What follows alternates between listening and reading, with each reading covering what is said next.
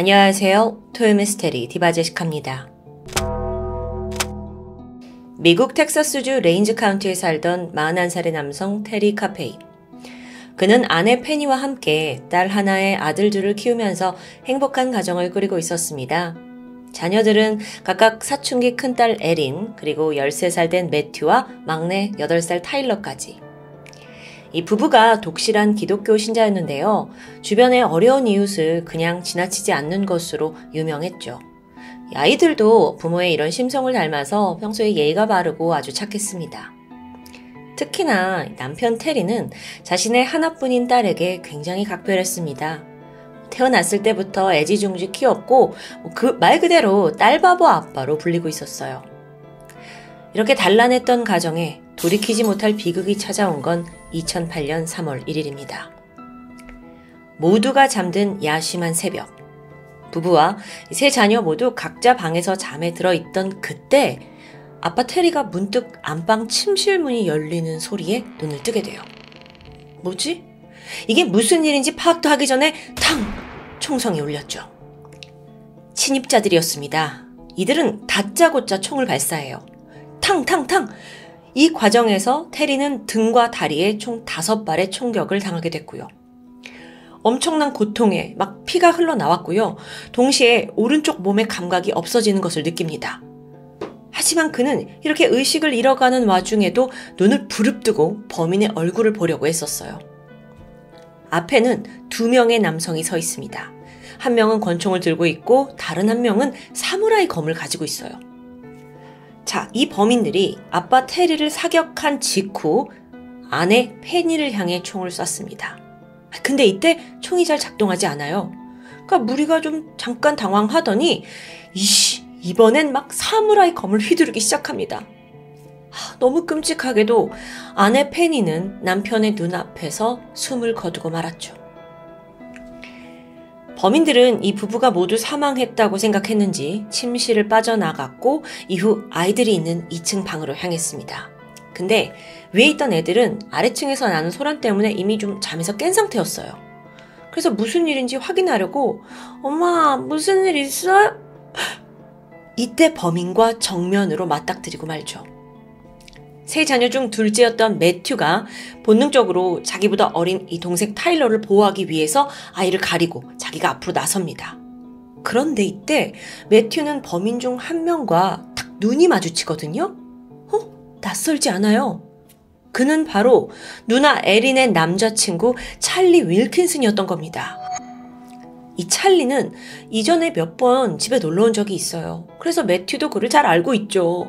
그래서 형, 찰리 형, 왜 그래요? 살려주세요. 총을 든 찰리에게 매튜는 애원했습니다. 또 급기야 총을 막 빼앗으려고 몸싸움을 벌이기도 했어요. 근데 13살짜리 애가 19살 찰리를 이기는 건 불가능하죠. 결국 탕! 매튜는 얼굴에 총을 맞고 그 자리에서 사망합니다. 그런데 이때 아래층에서 있던 아버지 테리가 희미하게 의식이 있는 상태였어요. 그리고 위층에서 들리는 이 매튜의 말소리를 통해 범인이 찰리라는 걸 알게 되죠.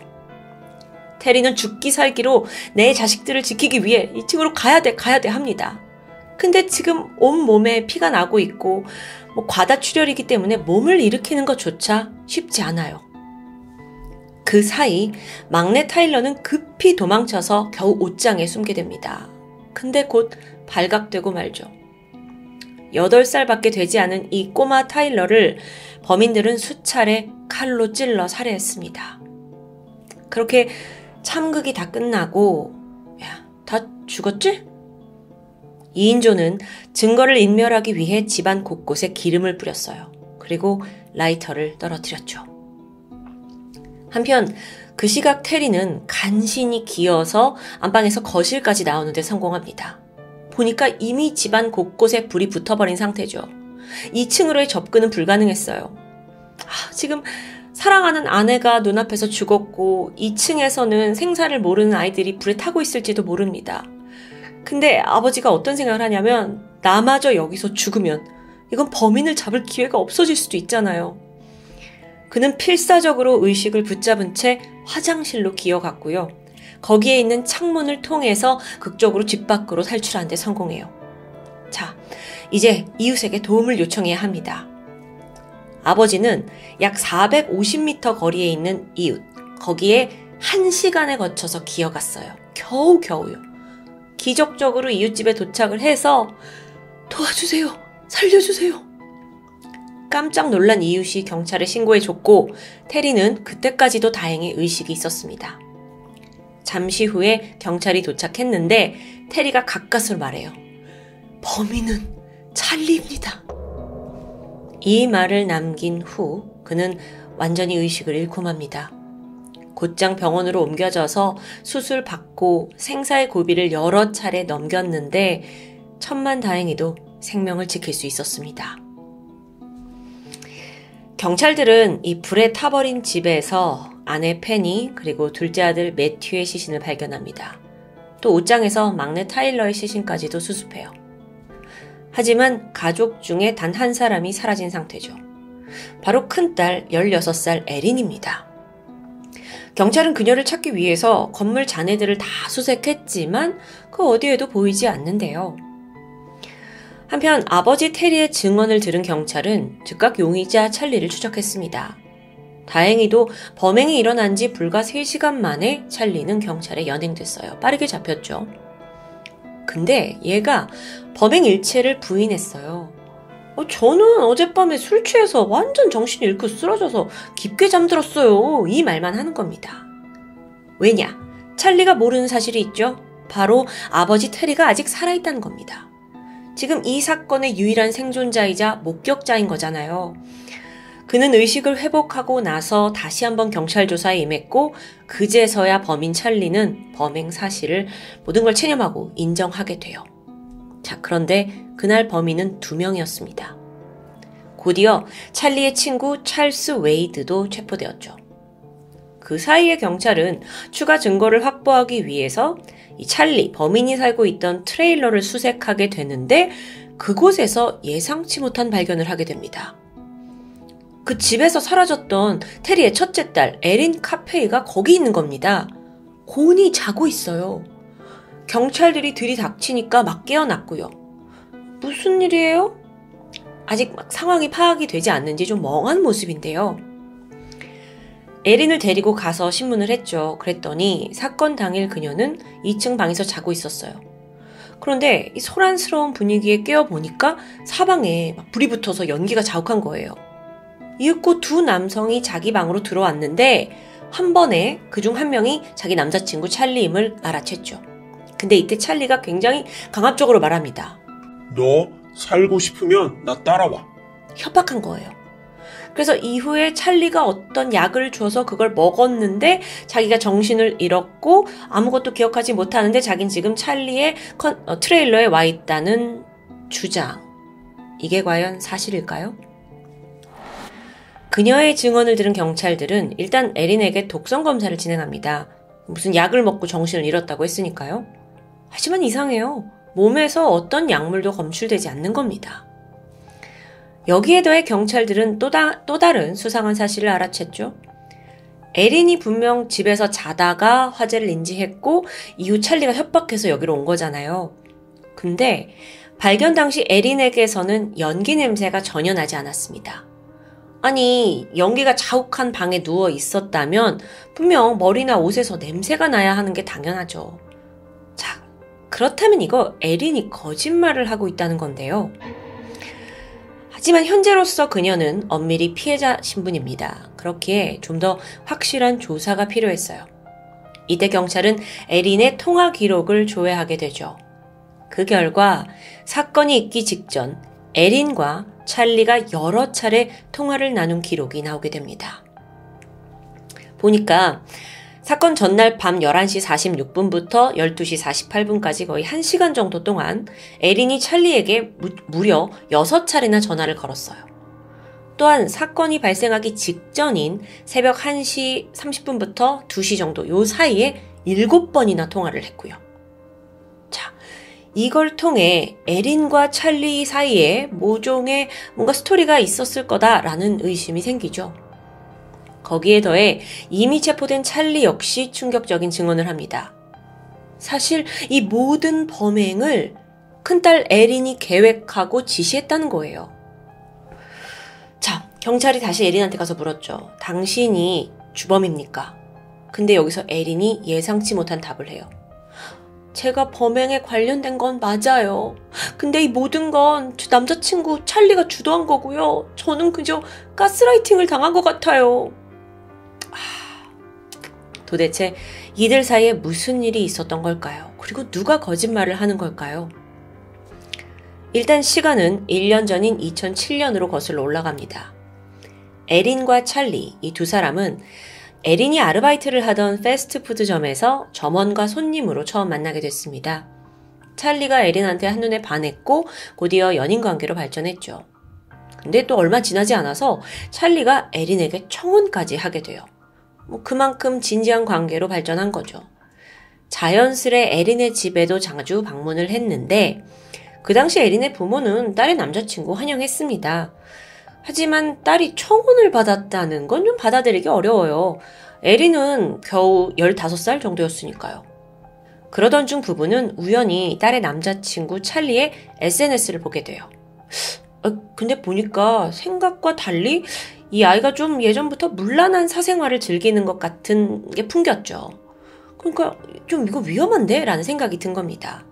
그래서 딸로부터 찰리를 좀 떨어뜨려 놔야겠다고 생각을 했고 이제 두 사람 일주일에 한 번만 데이트하는 게 좋을 것 같아 라고 얘기를 하게 되는데요. 딸 에린도 반발했죠. 그러다 얼마 후에 부부는 아예 마음을 크게 먹고 딸에게 찰리와 헤어지는 게 좋겠다라고 진지하게 조언합니다. 근데 이때 에린의 반응이 꽤 순종적이었어요. 순순히 부모님 뜻을 받아들이겠대요. 그런데 결론적으로 이 대화를 나누고 불과 이틀 만에 집안에서 참극이 벌어진 거죠. 자, 그럼 이제 에린의 주장을 들어볼까요? 그녀는 부모의 뜻대로 찰리에게 이별을 통보했습니다.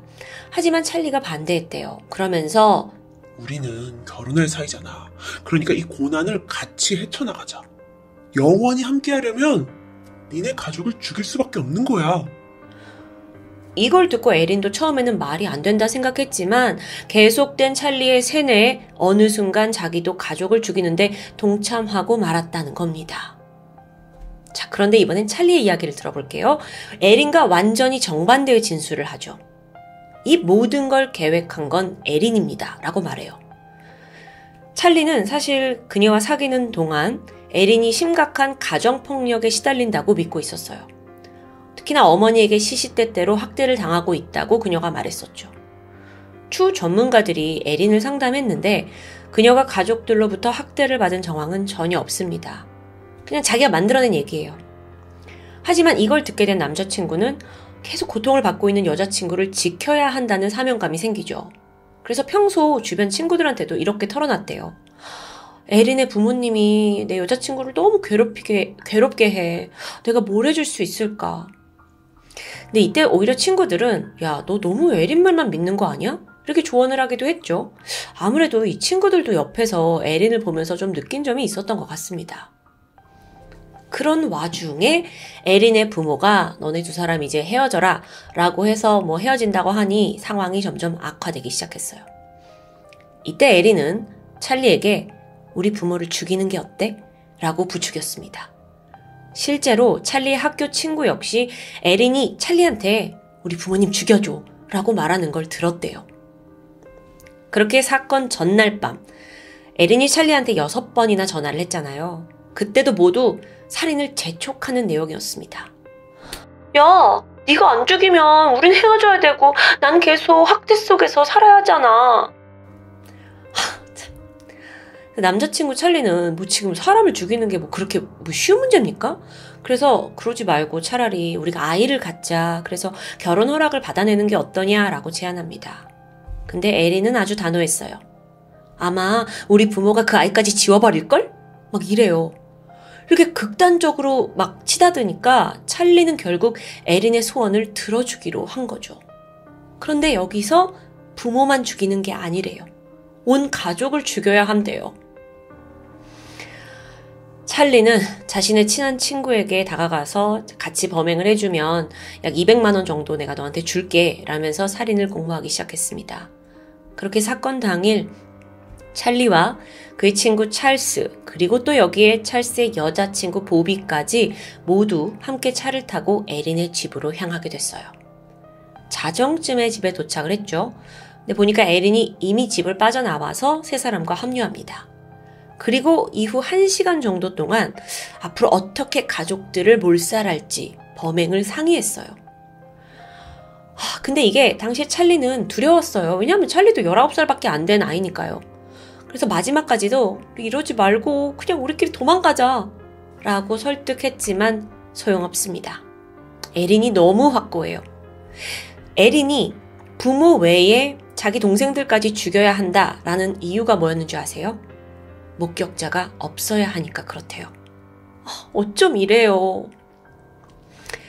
자, 이후 네 사람은 다시 에린의 집으로 향했습니다. 에린이 문 열어준 거예요. 이후 찰리와 찰스는 총과 칼을 들고 부부의 침실로 향했죠. 거기서 학살이 자행되는 동안 에린과 보비, 이 두 여성은 차 안에서 그들을 기다렸습니다. 2층에서 동생들까지 다 죽이고 마침내 이 두 사람이 돌아오자 에린은 행복한 미소를 지어 보입니다. 하지만 이게 끝이 아니에요. 그녀의 마지막 행적은 정말 모두를 더 경악하게 만듭니다. 이후에 에린은 찰리가 살고 있는 그 트레일러로 갔죠. 거기서 막 기뻐하면서 남자친구와 성관계를 가져요. 지금 자기 가족이 다 몰살됐는데. 이 진술을 들은 경찰 또한 이게 과연 정말 인간이 저지를 수 있는 건가 라고 들으면서도 믿기 힘들었다고 합니다. 아니, 믿고 싶지 않았을 정도겠죠. 자, 그렇게 드러난 범행 전말로 찰리, 찰스, 보비, 거기에 에린까지 모두 체포돼요. 자, 그런데 우리가 잊고 있던 게 있습니다. 딸이 이 사건의 범인인 걸 아버지가 알게 되면 어떤 감정이었을까요? 병원에서 겨우 정신을 차린 테리는 이걸 받아들이기가 너무 힘들었어요.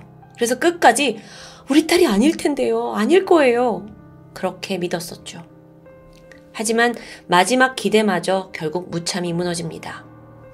재판이 시작이 되었고 그 와중에 또 다른 증인이 한 명 나타난 건데 바로 에린의 전 남자친구 마이클입니다.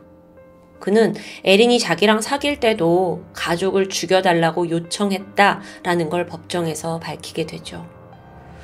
마이클은 그때 이걸 거부했는데 그러자 에린이 뭐라고 하냐면 그럼 난 사람을 고용해서라도 내 부모를 반드시 죽일 거야 라고 말했대요. 이걸 모두 듣고 나서 아버지 테리는 현실을 받아들일 수밖에 없었습니다. 내 하나뿐인 딸이 정말 온 가족, 거기에 어린 동생들까지 죽인 살인마라는 거요. 이후 그는 심각한 우울증에 빠졌고요. 급기야 내가 살아서 뭐하나 라는 생각에 극단적인 선택을 몇 번이고 결심하기도 했습니다. 그러던 어느 날 가족의 유품을 정리하던 중에 과거 아내가 자기한테 써준 편지 하나를 보게 돼요. 아내는 이런 말이 적혀 있었죠. 테리, 당신은 훌륭한 아버지고 내 영웅이에요. 여기에 하염없이 눈물이 났고요. 테리는 순간 큰 결심을 하게 되죠. 바로 딸을 포함한 범인들을 모두 용서하기로 한 겁니다. 최종 공판에서 서게 된 테리가 판사와 배심원에게 선처를 부탁했어요. 그리고 이건 범인들을 위함이 아니라 나의 고통을 치유하고 내가 앞으로 나아가기 위함이라고 말을 남겼죠. 정말 여러모로 대단한 결정입니다. 하지만 법의 재판은 엄정해요. 2009년 1월 살인을 저지른 찰리와 찰스는 가석방 없는 종신형을 선고받았습니다. 그리고 함께 살인을 계획한 보비는 20년간 가석방 없는 종신형. 마지막으로 에린은 42년간 가석방 없는 종신형을 선고받게 됩니다. 참고로 이 재판 내내 에린은 자기가 결코 살인을 주도한 게 아니다 라고 억울함을 호소했어요. 아무래도 제 생각에는 재판 내내 아버지를 마주해야 하니까 계속 이렇게 눈물의 거짓말을 쏟아낸 게 아닌가 싶어요. 어쨌든 그녀는 42년간 죗값을 치러야 하는 판결을 받게 되면서 이 사건은 마무리되죠. 시간이 지나 아버지 테리는 지금까지도 딸이 수감된 교도소를 정기적으로 찾아가고 있다고 합니다. 그녀에게 남은 가족 역시 아버지뿐이고 아버지에게 남은 가족 역시 딸뿐이니까요. 테리는 이제 딸을 용서했다고 말합니다. 그런데 과연 에린이 그런 아버지를 보며 무엇을 느끼고 있을지 정말 궁금합니다. 지금까지 토요미스테리 디바제시카였습니다. 안녕하세요. 토요미스테리 디바제시카입니다.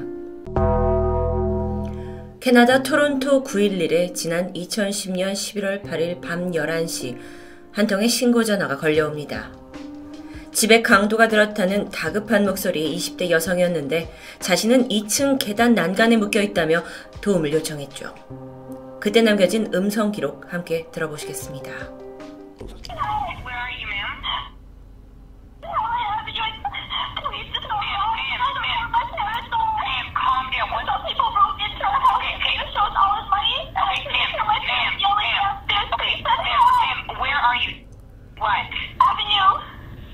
Avenue Road. Yeah. Can you spell the street name for me, please? Dad? No. You're calling me. Ma'am. Hello. Hello. Yes. Ma'am, I need to know your address. Avenue Road. Can you please spell it? Helen Avenue. My dad just went outside screaming. Ma'am, can you spell the street address for me, please? H-E-L-E-N. So broken and I heard shots like pops. I don't know what's happening. I'm tied upstairs. 신고 전화에서도 얼마나 위급한 상황인지 그대로 느껴지죠. 조금 후 경찰과 구조대가 주소로 즉시 출동했고 현장에서 이들이 목격한 상황은 처참했습니다. 지하실에서 발견된 엄마 비크 씨는 목과 머리에 총상을 입고 이미 숨이 끊어진 상태였고요. 아버지 한 씨 역시 집 앞 마당에 쓰러져 있었는데 두 발의 총을 각각 어깨와 얼굴에 맞았습니다. 그런데 천만다행으로 그는 숨이 붙어 있었고 구급대원들이 그를 급하게 병원으로 옮겨서 한 씨는 대수술을 받습니다. 하지만 이미 얼굴뼈가 산산조각이 나 있었기 때문에 얼마 못 가서 혼수 상태에 빠져버리죠. 집에 있던 현금 200만 원 정도가 사라졌습니다. 금품을 노린 강도일까요? 그런데 왜 하필 이 가족들이 희생양이 됐던 걸까요? 우선 베트남 출신의 부부 한 씨와 비크 씨는 1979년 캐나다로 이사온 1세대 이민 가정입니다. 부부는 자동차 부품 공장에서 일하면서 이 낯선 땅에서 정착하기 위해 안간힘을 썼죠.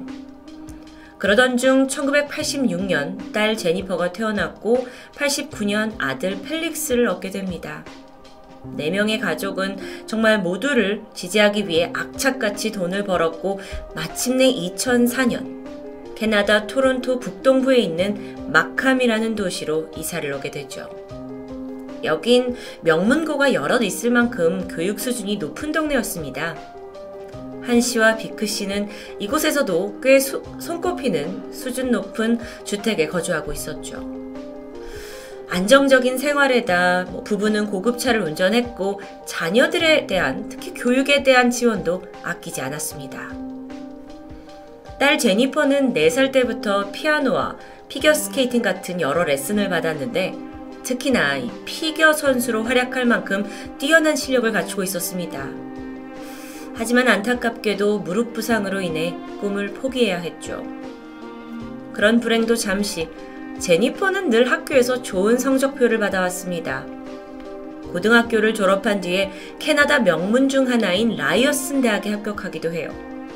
근데 거기서 그치지 않고 캐나다 랭킹 1위인 토론토 대학으로 편입을 해서 약학을 전공하게 되는데요.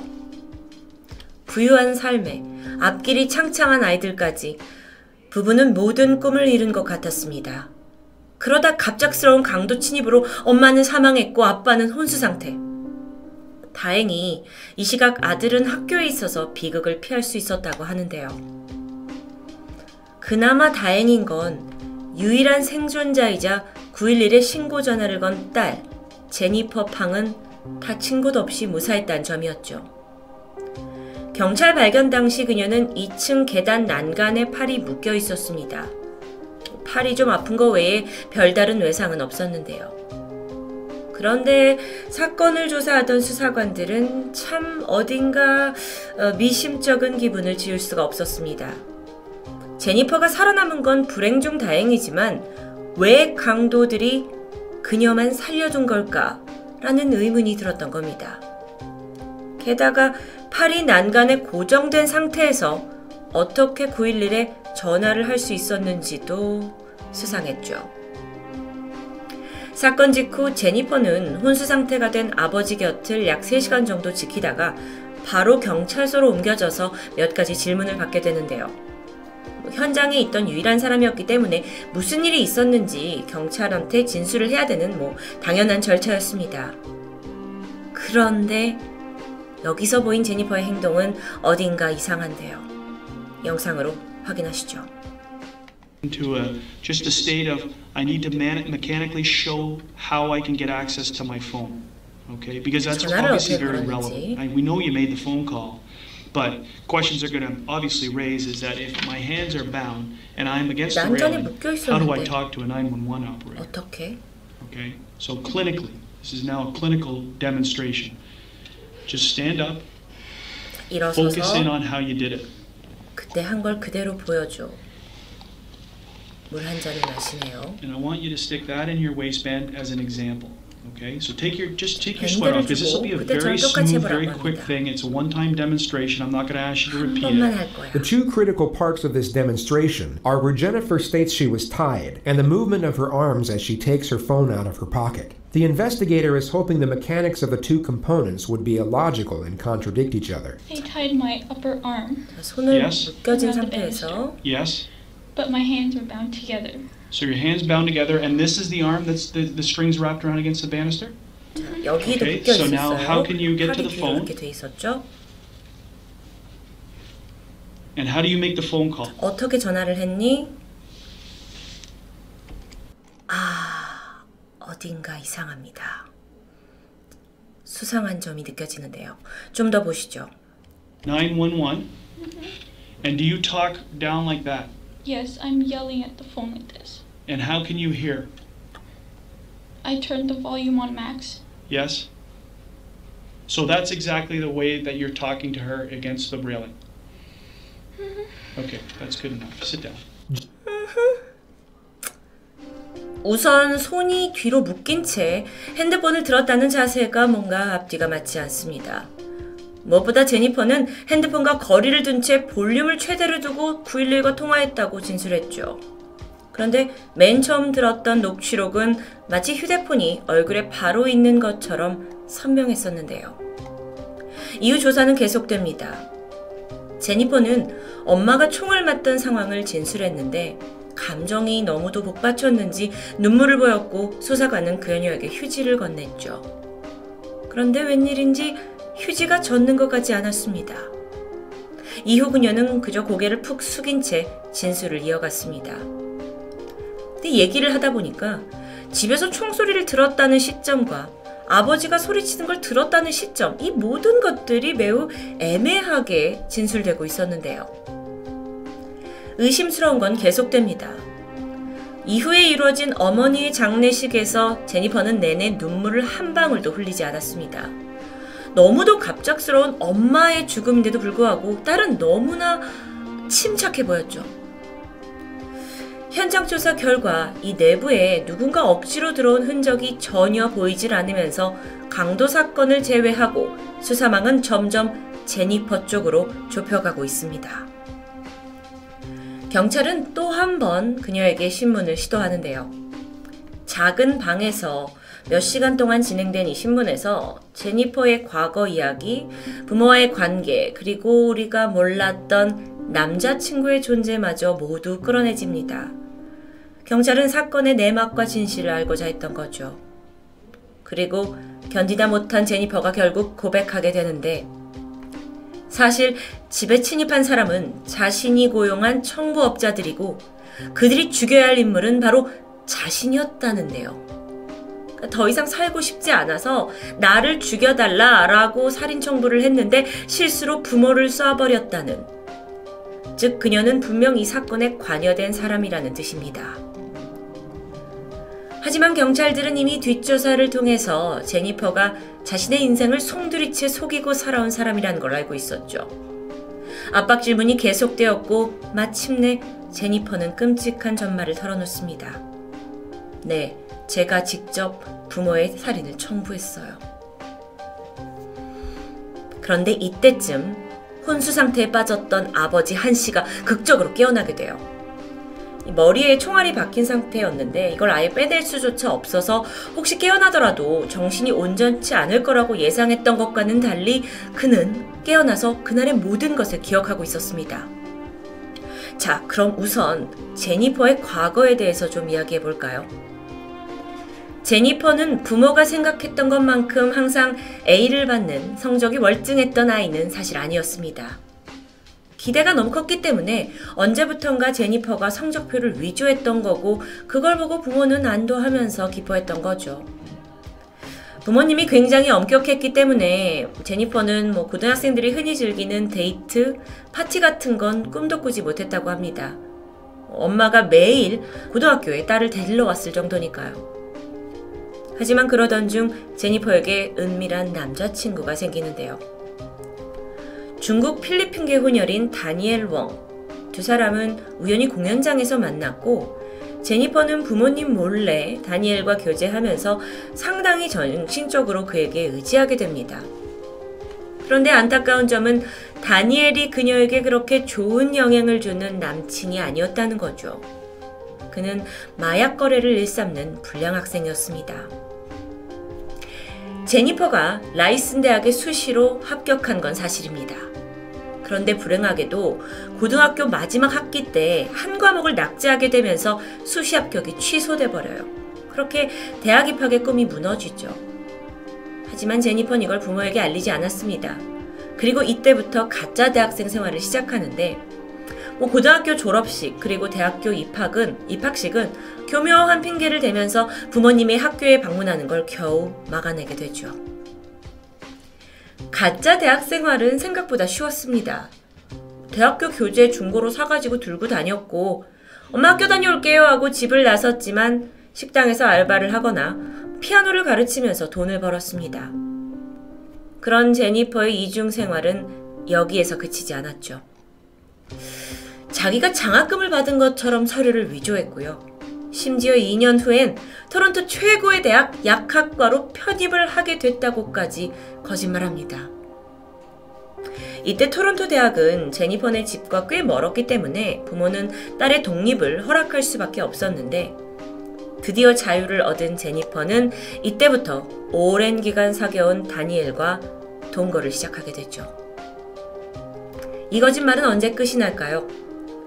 대학 졸업 10점이 되었을 때 제니퍼는 또 한 번 부모가 보기에 만족스러운 삶으로 자신을 꾸며냅니다. 유명 아동병원에서 인턴을 시작했다. 와, 이건 명문대 졸업에 어엿한 메디컬 직업까지 부모로선 딸이 너무도 대견스러웠겠죠. 그런데 시간이 좀 지나서 병원 출입증이나 유니폼을 보여달라고 할 때마다 제니퍼는 요리조리 피했습니다. 그렇게 몇 번이고 미루자 부모 또한 수상함을 느꼈고 그러던 어느 날 직접 딸이 일한다는 병원에 찾아가게 돼요. 그리고 거기서 충격적인 진실을 마주하게 되죠. 제니퍼 팡이라는 인턴은 존재하지 않았습니다. 그리고 그날 이후 딸의 과거를 캐면 캘수록 정말 뒷목 잡는 사실들이 기다리고 있었는데요. 대학에도 가지 못했고 장학금, 편입은 다 뻥이었고요. 게다가 오랫동안 숨겨온 남자친구랑 동거까지 하고 있어? 부모로서는 엄청난 배신감과 실망감이 밀려왔겠죠. 당장 다니엘과 헤어지라고 강요했고 이제라도 대학에 다시 들어가야 한다고 말합니다. 이때 딸 제니퍼가 든 생각. 내 삶을 이렇게 강압하는 부모를 죽여야겠다. 그녀는 지난 8년간 의지하던 남자친구 다니엘과 상의한 후 돌이킬 수 없는 범죄를 모의하게 되는데 다니엘이 마약 거래를 통해서 알게 된 2명의 킬러를 제니퍼에게 소개시켜주죠. 제니퍼는 모아왔던 돈 1,000만 원을 그들에게 주고 청부 살인을 의뢰합니다. 사건이 있었던 2010년 11월 8일 밤 그녀는 몰래 집의 대문을 열어둔 채 침실에 들어가서 조명을 껐다 켰다 하면서 밖에 있던 그 킬러들에게 신호를 보냈습니다. 이걸 확인한 후 2명의 킬러와 다니엘은 제니퍼의 집안으로 손쉽게 침입했고요. 저항하는 그녀의 부모를 지하실로 끌고 가서 충격을 가했습니다. 어머니 비크 씨는 그 자리에서 사망했지만 아버지 한 씨는 총에 맞은 채 극적으로 도망쳤죠. 이후 혼수 상태에서 깨어난 아버지는 자신과 아내가 지하실로 끌려가기 직전 딸 제니퍼가 집안을 자유롭게 돌아다니면서 이 범인들과 살갑게 대화를 나누는 것을 목격하기까지 했습니다. 이때 아버지 심정은 어땠을까요? 그렇게 이 사건의 전말이 낱낱이 밝혀졌고 제니퍼와 이 살인에 가담한 다니엘 그리고 2명의 킬러는 체포됩니다. 사건 발생 4년 후인 2014년 12월 기나긴 재판 끝에 제니퍼와 3명은 1급 살인 혐의 및 미수 혐의로 가석방 없는 종신형을 선고받게 되는데요. 재판이 모두 끝나고 제니퍼의 아버지는 내 딸이 정직한 사람이 될 수 있길 바란다 라는 짧지만 씁쓸한 인터뷰를 남겼습니다. 완벽하다고 믿고 있던 딸의 인생, 그걸 송두리째 속인 채 심지어 부모 청부살인까지 가담한 너무도 믿을 수 없는 사건이었는데 그 당시 캐나다에서 일부 언론사는 이 사건을 아시안 부모들의 엄격한 잣대 그리고 교육에 대한 높은 기대가 이런 참사를 만들어냈다고 보도하면서 반발을 사기도 했습니다. 사실 북미권에서 한국 사람을 비롯해서 베트남, 중국인 이분들의 자녀에 대한 교육열 그리고 성적에 못매는 모습은 좀 유명하기 때문에 완전히 부정할 수만도 없었죠. 하지만 엄격한 부모 밑에서 자란다고 해서 모든 자녀들이 이중생활을 하고 부모를 살해하려고 드는 것은 아닙니다. 혹시 제니퍼가 너무도 가혹한 환경 속에서 부모님 때문에 비뚤어진 거라고 생각하시나요?